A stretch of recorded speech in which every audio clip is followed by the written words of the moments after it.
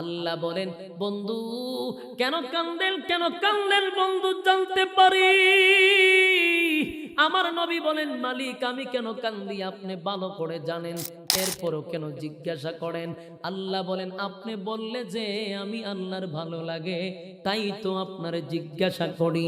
আল্লাহর নবী বলেন, মালিক আমার স্ত্রী চলে গেছে, আপনার ডাকে সাড়া দিয়া চলে গেছে, কোনো অভিযোগ নাই গো, এই জন্য কান্দি না।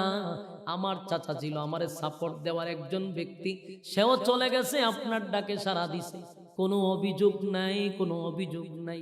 আমি এখানে কাবা ছেড়ে চলে গেলাম তায়েফের ময়দানে কালেমার দাওয়াত দেওয়ার জন্য। কালেমার দাওয়াত দিতে গিয়া তায়েফের ময়দানে রক্তাক্ত হইছি, শরীরে প্রচন্ড জখমের আঘাত। ফিরে আসলাম আমি মক্কায়, একটা মানুষ আমার সান্ত্বনা দিল না।